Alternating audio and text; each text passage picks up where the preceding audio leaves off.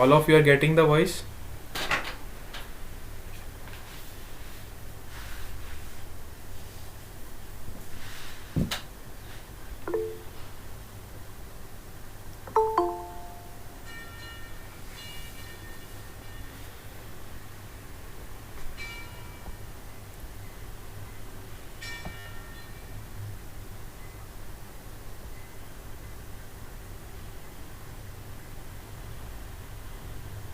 चलो, सबको आवाज़ आ रही है ना प्रॉपरली?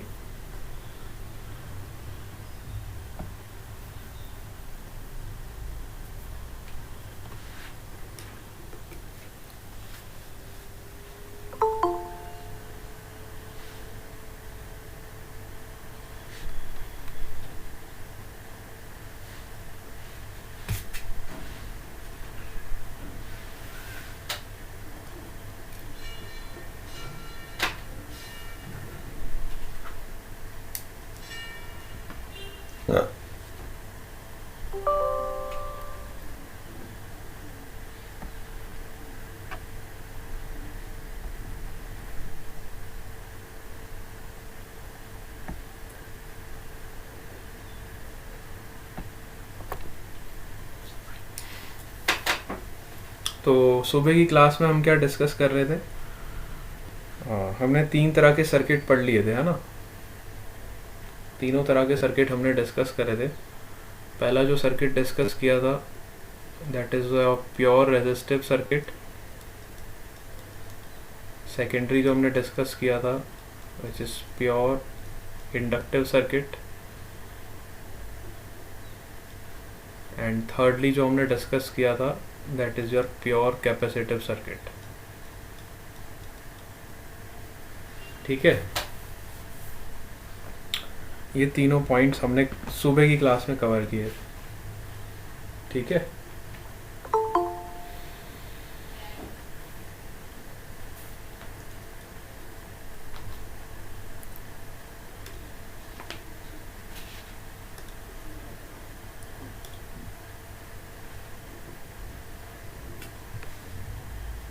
अब जनरली बताए हम इसको, जो जनरल टर्म हम यूज़ करते हैं इसको डिनोट करने के लिए, उसको हम बोलते हैं इम्पिडेंस, है ना?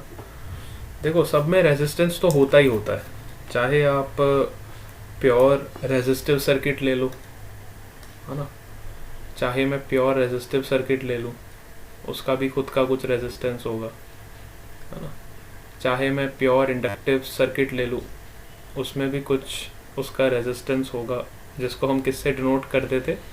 Excel. XL is equal to omega times L. चाहे मैं प्योर कैपेसिटिव सर्किट ले लूँ, इसका भी खुद का कुछ रेजिस्टेंस होगा which is X C is equal to 1 upon omega C. ठीक है, इक्वेशंस तीनों के लिए हम पढ़ चुके थे। जैसे कि प्योर रेजिस्टिव सर्किट में हमारा ईएमएफ का इक्वेशन क्या होता था?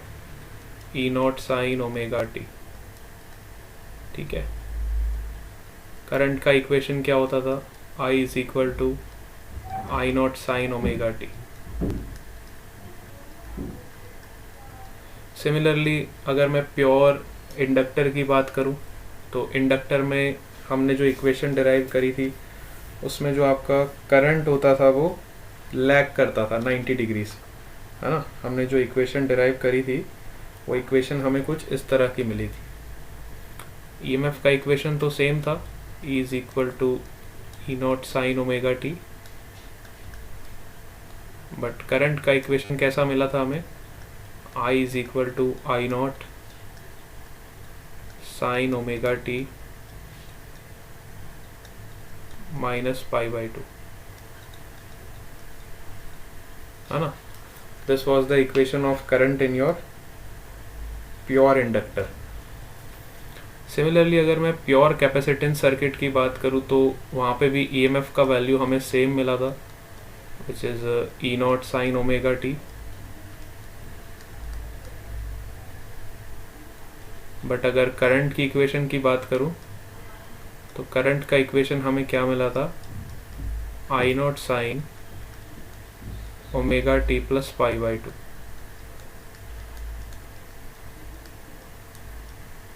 अब ये फेस एंगल से देख के हम बता सकते हैं कि जो प्योर रेजिस्टिव सर्किट है इन दोनों का फेस एंगल सेम है ना, दोनों का फेस एंगल बिल्कुल सेम है।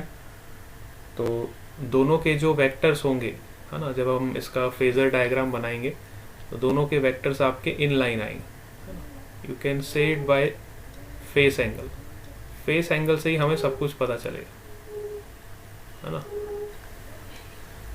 From this you can conclude that your EMF and current are in phase, because they have same phase angle. Similarly इन दो इक्वेशंस को देखो तो इसमें फेस एंगल ओमेगा टी है, यहाँ पे आपका फेस एंगल कितना है omega t minus pi by 2। तो यहाँ से हम कंक्लूड कर सकते हैं कि जो करंट है, current is lagging behind EMF, current is lagging behind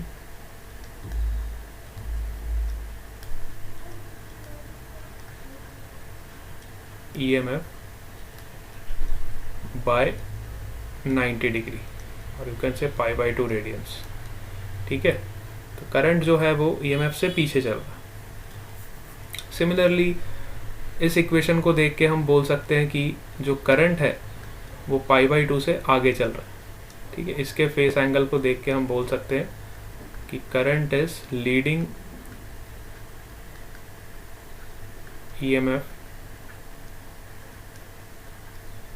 bye 90 degree. ठीक है, 90 डिग्री से वो आगे चल रहा है। अब तीनों में कॉमन चीज क्या हमने नोटिस करी, तीनों पार्ट में जो कॉमन चीज़ थी वो ये थी कि तीनों के पास अपना खुद का कुछ रेजिस्टेंस होता है। चाहे मैं प्योर रेजिस्टर की बात करूं, या चाहे मैं प्योर इंडक्टर की बात करूं, या चाहे मैं प्योर कैपेसिटर की बात करूं, तीनों के पास खुद का अपना कुछ रेजिस्टेंस होता है ना। इंडक्टर के रेजिस्टेंस को ही हम रिएक्टेंस बोलते हैं है ना, this is known as inductive reactance है ना, इंडक्टिव रिएक्टेंस। एंड कैपेसिटर के ही जो रेजिस्टेंस को हम क्या बोलते हैं, कैपेसिटिव रिएक्टेंस, कैपेसिटिव रिएक्टेंस। असल में होता ये रेजिस्टेंस ही है, लेकिन इसका नाम इस तरह से दिया गया है कि आप इसको क्या बोलोगे, कैपेसिटिव रिएक्टेंस। ठीक है, और प्योर रेजिस्टर में तो आप क्या बोलोगे, रेजिस्टेंस। लेकिन अब तीनों में कॉमन पॉइंट क्या है वो मैं आपको बता रहा हूं। जब मैं प्योर रेजिस्टेंस की बात करता था है ना, प्योर रेजिस्टेंस में मैं क्या करता था, प्योर रेजिस्टेंस में मैं करंट को इस तरीके से डिफाइन करता था। अगर मैं प्योर रेजिस्टेंस की बात करूं तो प्योर रेजिस्टेंस में हम इस तरह से डिफाइन करते थे, I naught is equal to E naught upon R. इस तरह से आप करंट को डिफाइन करते हैं। अगर मैं प्योर इंडक्टर की बात करूं तो प्योर इंडक्टर में हम इस तरह से डिफाइन करते थे, I naught is equal to E naught upon omega L. This is the resistance of your inductor. और अगर मैं कैपेसिटर की बात करूं तो यहाँ पे हम करंट को इस तरह से डिफाइन करते थे, E naught upon 1 upon omega C. This is the resistance of your capacitor, pure capacitor है ना। यहाँ तक सबको समझ आया? तो इस तरीके से हम तीनों के रेजिस्टेंस को डिफाइन करते थे है ना। अब तीनों में जो कॉमन पॉइंट है ना, ये तीनों सर्किट्स का जो कॉमन पॉइंट है, कॉमन पॉइंट ये है कि तीनों में रेजिस्टेंस है अलग अलग फॉर्म। इसमें आर के फॉर्म में है, इसमें ओमेगा एल के फॉर्म में है, इसमें 1 अपॉन ओमेगा सी के फॉर्म में है। तो इन तीनों के लिए हमने एक कॉमन नेम डिसाइड किया जिसको मैं कहूँगा जनरल नेम इन तीनों के लिए एक जनरल नेम डिसाइड करेगा जिसका नाम होता है इम्पिडेंस। इन तीनों रेजिस्टेंस का एक कॉमन नेम होता है, ये आप किसी के लिए भी यूज़ कर सकते हो, चाहे आपका सर्किट प्योर रेजिस्टिव हो, चाहे आपका सर्किट प्योर इंडक्टिव हो, चाहे आपका सर्किट प्योर कैपेसिटिव हो। अभी हम डिफरेंट कॉम्बिनेशंस भी पढ़ेंगे जिसमें हम LR circuit, CR circuit, LCR circuit, है ना, डिफरेंट कॉम्बिनेशंस पढ़ेंगे। तो ये ऐसा टर्म है जो आप किसी भी सर्किट के लिए यूज़ कर सकते हो, इसको हम बोलते हैं impedance. It is the general name of resistance, you can apply to any circuit, किसी भी सर्किट के रेजिस्टेंस के लिए, चाहे आपका सर्किट प्योर रेजिस्टिव हो, प्योर इंडक्टिव हो, चाहे प्योर कैपेसिटिव हो, चाहे LR सर्किट हो, चाहे CR सर्किट हो, चाहे LCR सर्किट हो। किसी भी टाइप का आपका सर्किट होगा, सबके लिए आप एक कॉमन नेम यूज कर सकते हो, impedance, which is nothing but the resistance. Resistance का general name, it is the general name of resistance. ठीक है, it is the general name of resistance. यहां तक सबको समझ आया?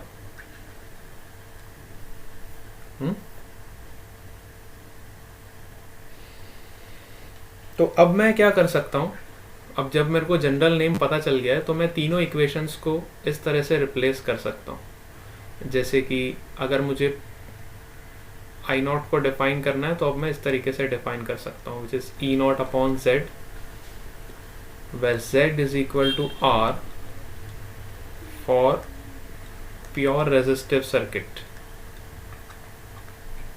for pure resistive circuit. Similarly, I0 is equal to E0 upon Z, where Z is equal to omega L for pure inductive circuit, for pure inductive circuit. Similarly, I can define I0 as equal to E0 upon Z, where Z is equal to 1 upon omega C for pure capacitive circuit. For pure capacitive circuit. तो तीनों conditions के लिए हमने एक common name decide किया है जिसको हम क्या बोलते हैं, इम्पिडेंस।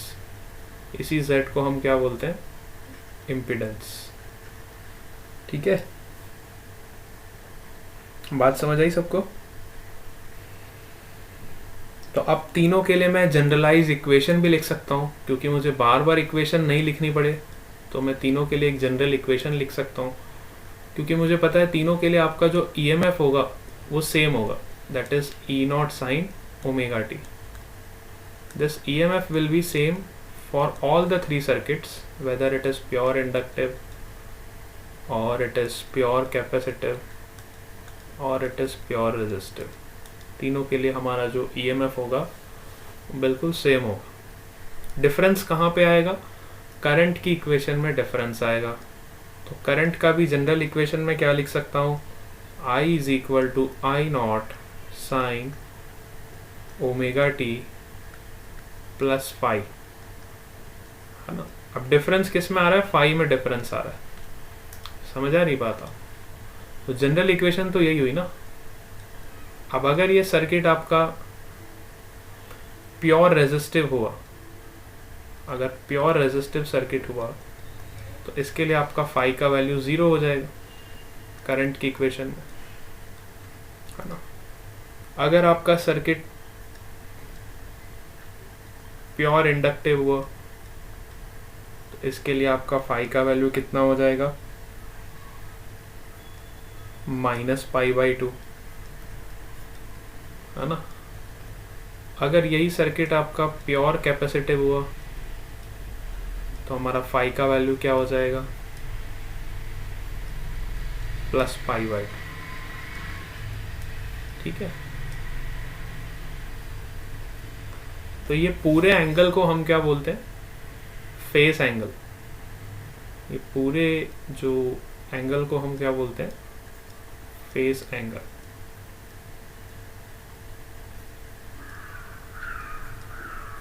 एंड ये जो फाई होता है इसको हम बोलते हैं phase constant. This phi is known as your phase constant, ठीक है। मतलब तीनों सर्किट्स के लिए ईएमएफ का इक्वेशन तो बिल्कुल सेम, और करंट के इक्वेशन में चेंज खाली कहाँ पे होगा, फेस कांस्टेंट में आपका चेंज होगा। Face constant will only differ, है ना। So this is the general equation for all the 3 circuits. अगर मैं तीनों सर्किट को एक ही इक्वेशन से शो करना चाहता हूँ तो मैं इस तरह से शो कर सकता हूँ। इसमें तीनों सर्किट्स आपके कवर हो, प्योर इंडक्टिव सर्किट भी हो गया, प्योर कैपेसिटिव सर्किट भी हो गया, और प्योर रेजिस्टिव सर्किट भी हो गया, है ना। इसको फेस कांस्टेंट भी बोलते हो या फिर फेस फैक्टर भी बोलते हो। इसके डिफरेंट डिफरेंट नेम्स होते हैं, 2 नेम मैं आपको बता देता हूँ। इस फाई को हम क्या बोलते हैं, या तो फेस कांस्टेंट बोलो या फिर फेस फैक्टर बोलो। कई बार क्वेश्चंस में डायरेक्ट क्वेश्चन आ जाता है, determine the phase factor for pure inductive circuit. तो phase factor for pure inductive circuit is -π/2। Determine the phase factor for pure capacitive circuit. For pure capacitive circuit, the phase factor is +π/2. Determine the phase factor for pure resistive circuit. So for pure resistive circuit, the phase factor will be 0. ठीक है। तो 1 liner question यहाँ से frame हो जाते हैं, 1 mark वाले, जिसमें आपको डायरेक्टली पूछ लिया जाता है what is the phase factor for any kind of circuit, ठीक है।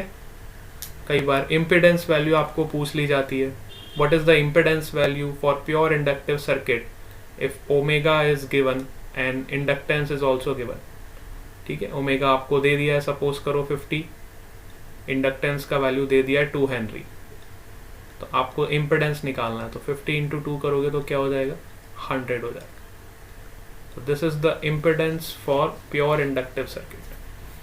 सिमिलरली छोटे छोटे क्वेश्चंस हैं ये, मतलब फॉर्मूला बेस्ड क्वेश्चंस कई बार एग्जाम में पूछ लिए जाते हैं, तो ये तो आप खुद से भी सॉल्व कर सकते हो। सिमिलरली कई बार पूछ लिया जाता है what is the impedance for pure capacitive circuit, तो आपको ओमेगा का वैल्यू गिवन होगा, कैपेसिटेंस का वैल्यू दिया होगा, सिंपल आपको इस फॉर्मूले को यूज करना है और यहाँ से इम्पिडेंस का वैल्यू निकाल देना है फॉर प्योर कैपेसिटिव सर्किट। यहाँ तक सबको समझ आया? यस, है ना।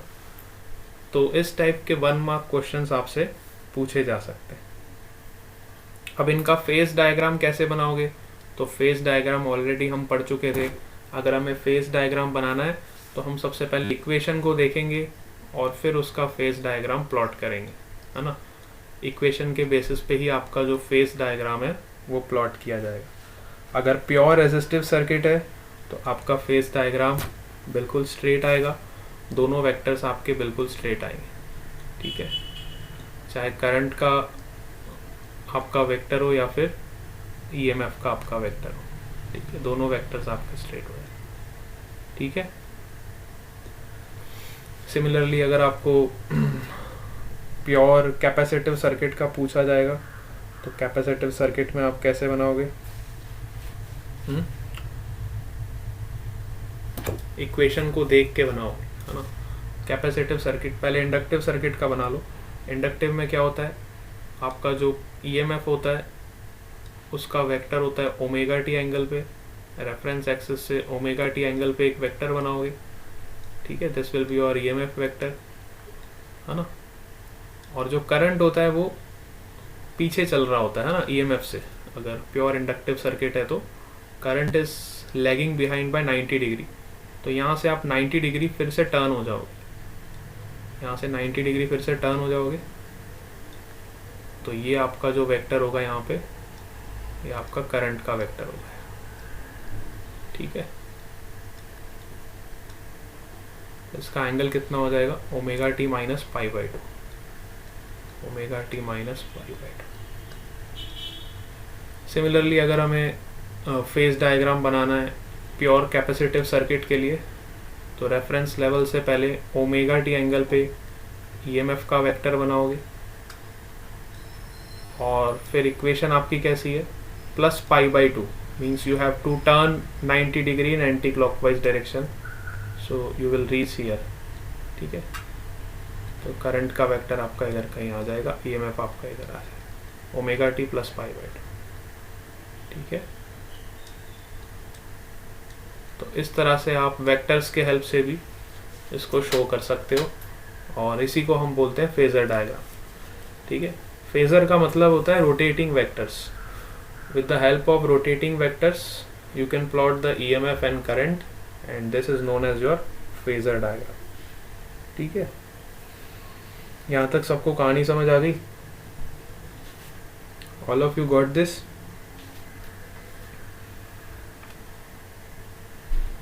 यस?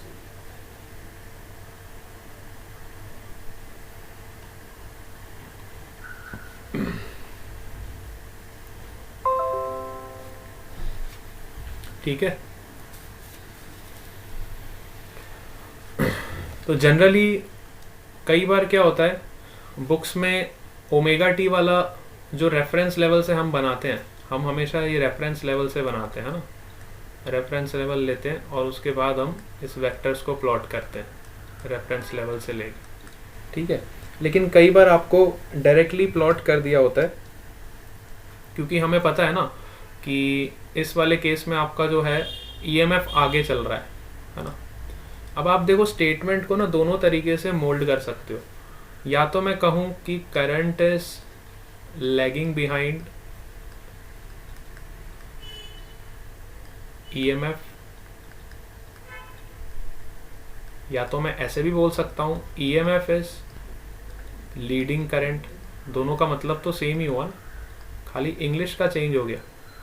या तो ऐसा बोलो current is lagging behind EMF, और you can also say EMF is leading the current. दोनों का सेंस तो सेम ही हुआ। सिमिलरली ये वाले केस में देखो, current is leading EMF, you can से current is leading EMF, or you can also say EMF is lagging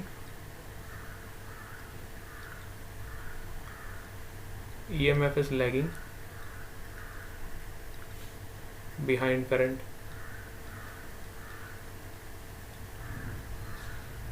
है ना, EMF is lagging behind current। तो आप करंट के टर्म्स में भी इसको बता सकते हो, EMF के टर्म्स में बता सकते हो, और इसमें तो आप कुछ टेस्ट कर ही नहीं सकते क्योंकि दोनों के दोनों सेम फेज में, तो both current and EMF are in same phase. इसमें तो कोई स्टेटमेंट में कोई कंफ्यूजन होगा नहीं क्योंकि दोनों के दोनों सेम फेज में, है ना। तो कई बार फेजर डायग्राम आपको डायरेक्टली इस तरह से भी देखने को मिल जाता है, मतलब हमेशा ज़रूरी नहीं है आपको इसी टाइप का डायग्राम देखने को मिले।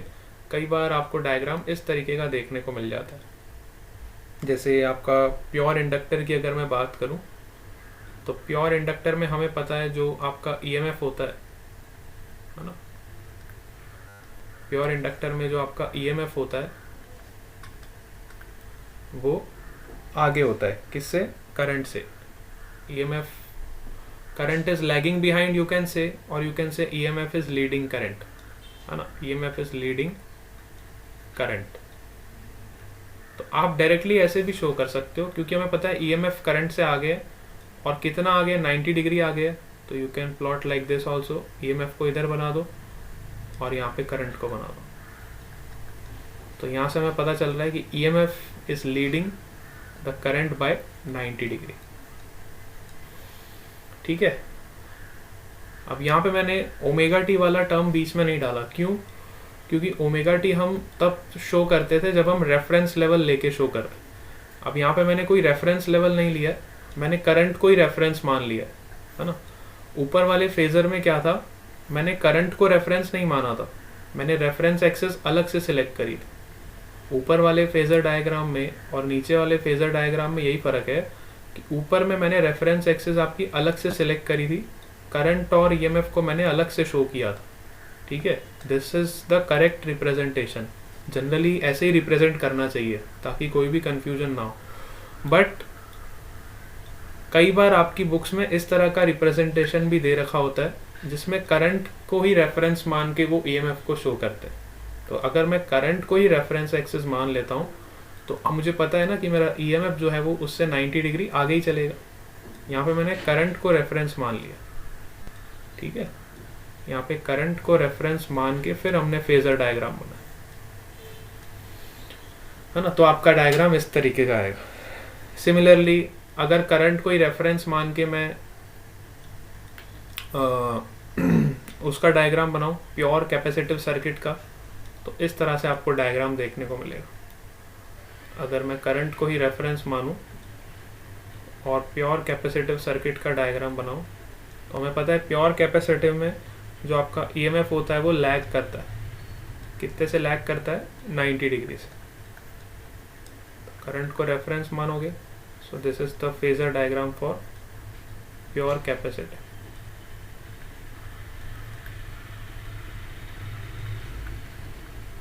अब अगर मुझे तीनों डायग्राम एक ही में शो करने, है ना, सपोज करो मुझे कैपेसिटर, रेजिस्टर और इंडक्टर तीनों को एक ही में प्लॉट करना है, तो वो भी आप कर सकते हो।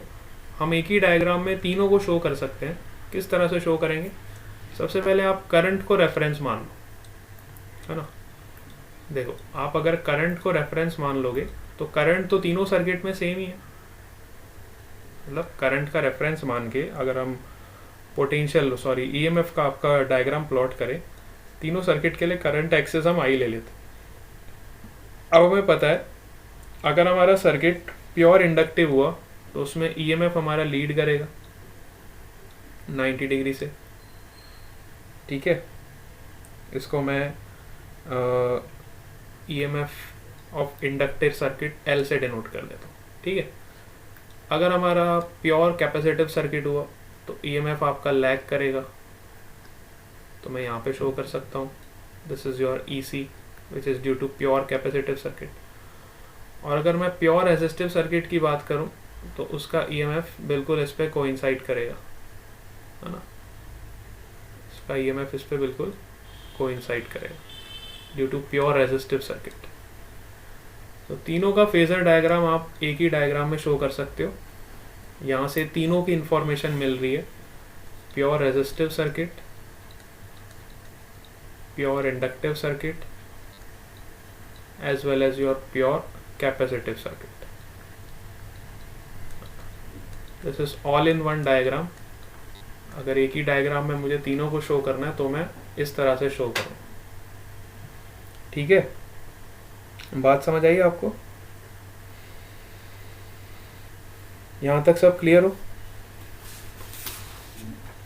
एवरीवन? यस?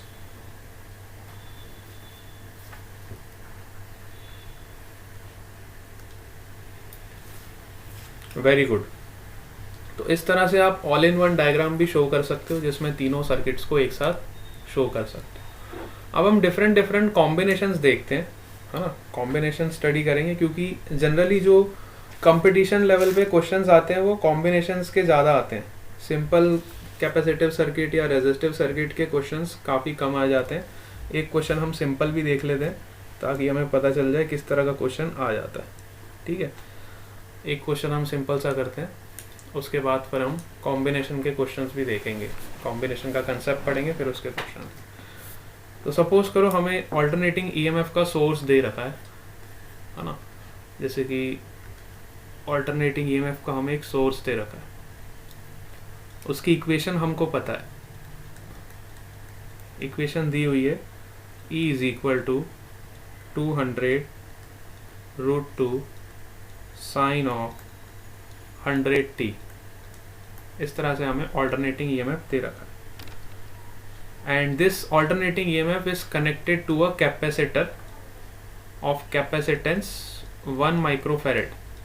ठीक है, तो पहले आप सबसे पहले सर्किट बना लो, सर्किट बनाओ जिसमें कैपेसिटर है, जिसमें ऑल्टरनेटिंग सोर्स है ना. This is your pure capacitive circuit. ठीक है, इसका आपको इक्वेशन दे रखा है, E is equal to E not sine omega t. ठीक है, what will be the reading of the ammeter? We have to calculate the reading of the ammeter. इसमें ammeter का रीडिंग क्या होगा, है ना. यहाँ पे हमने एक AC ammeter भी कनेक्ट किया है ना, AC ammeter भी कनेक्ट किया है. अब AC ammeter में रीडिंग क्या आती है, मैंने आपको कल भी बताया था. कल हमने कंसेप्चुअल पॉइंट्स में इस पॉइंट को भी डिस्कस किया था कि जो AC एमीटर होता है वो हमेशा करंट की RMS वैल्यू को रीड करता है ना. चाहे AC एमीटर हो आपका, चाहे आपका AC वोल्ट मीटर हो, ये दोनों डिवाइस हमेशा RMS वैल्यू देते हैं और इनको हॉट वायर इंस्ट्रूमेंट्स भी कहा जाता है. इनको हॉट वायर इंस्ट्रूमेंट्स भी कहा जाता है. ये हमने कल कंसेप्चुअल पॉइंट्स में डिस्कस किया था जब मैंने आपको पीपीटी का शो किया था. ठीक है, कि जब भी किसी भी सर्किट में AC एमीटर या फिर AC वोल्ट मीटर लगा होता है तो वो हमेशा RMS वैल्यू की रीडिंग हमें देते हैं. ठीक है, हमेशा RMS वैल्यू की रीडिंग हमें देते हैं. तो अब हमें फाइंड करना है what is the reading of this AC ammeter. Question is saying that what is the reading of this AC ammeter, means ultimately you have to calculate the RMS value of current. Question is asking about the RMS value of current is what. ठीक है, ये आपको question दे रखा. तो हमें basic equation पता है, basic equation पता है तो हम RMS वैल्यू निकाल सकते हैं, है ना. IRMS is equal to, RMS current क्या होता है, IRMS इज इक्वल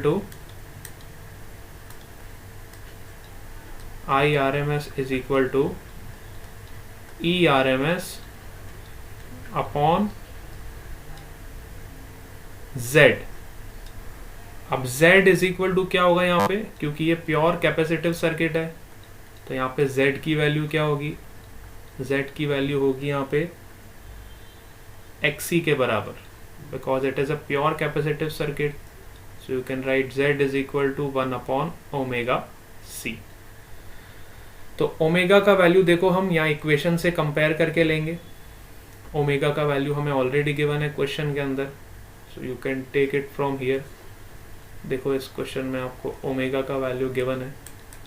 अगर आप इसको स्टैंडर्ड इक्वेशन से कंपेयर करोगे तो यहाँ से आपको ओमेगा का वैल्यू मिल जाएगा 100. This will be your omega, this will be your E not, this will be your E not. ठीक है, तो ओमेगा का वैल्यू हमें पता है, कैपेसिटेंस का वैल्यू भी हमें पता है विच इज 1 माइक्रोफैरड. तो I can directly substitute here to get the value of your impedance, which is the impedance of pure capacitive circuit, which is 1 upon omega C, है ना. तो यहाँ से आप impedance निकाल सकते हो, कितना आ जाएगा, XC का वैल्यू निकालोगे 1 upon 100 into 1 microfarad means 10 की पावर -6. तो XC का वैल्यू मिल जाएगा आपको 10 की power 4 ohms. Because it is a kind of resistance, so unit will remain same, which is ohms. ठीक है, तो इतना ओम हमें रेजिस्टर मिल गया और यही रेजिस्टेंस आपका इम्पिडेंस के बराबर होगा फॉर प्योर कैपेसिटिव सर्किट. चलो, तो हमें Z का वैल्यू तो मिल गया. अब हम ERMS कैसे निकालेंगे, तो हमें पता है ERMS का वैल्यू क्या होता है for this sinusoidal function. ERMS is equal to E naught upon root 2. For sinusoidal function, ERMS is equal to E naught upon root 2. तो E naught का वैल्यू आप कहाँ से लोगे, you will take it from standard equation. तो standard equation से हम E nought का वैल्यू लेंगे और इस ई नॉट का वैल्यू यहाँ सब्सटीट्यूट करेंगे विच इज़ 200√2, है ना। तो यहाँ पे आप सब्सटीट्यूट करोगे विच इज़ 200√2 अपॉन √2, है ना। तो ये कितना हो जाएगा 200√2 अपॉन √2। देखो √2 से √2 कैंसिल हो गया तो ERMS का वैल्यू हमें मिल गया 200। तो करंट हमें पता चल जाएगा IRMS is equal to 200 upon Z का वैल्यू हम ऑलरेडी निकाल चुके हैं 10⁴। So you will get 2 × 10⁻⁻2 ampere, और you can say 20 milliampere. 20 milliampere current, this will be the IRMS, and this will be the reading of the AC ammeter. This will be the reading of your AC ammeter which is 20 milliampere. कई बार आपको ऐसा नहीं बोला होगा कि RMS value find करो, आपको ऐसा ही क्वेश्चन बोला होगा what is the reading shown on this hot wire instrument. तो हॉट वायर इंस्ट्रूमेंट क्या रीड करता है हमें पता होना चाहिए RMS वैल्यू।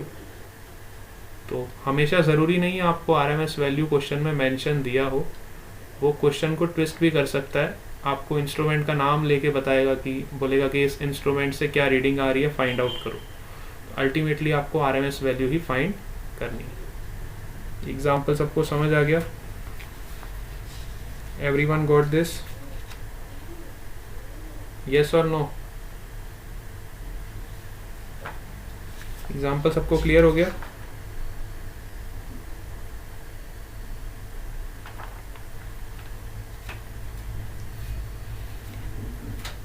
ठीक है,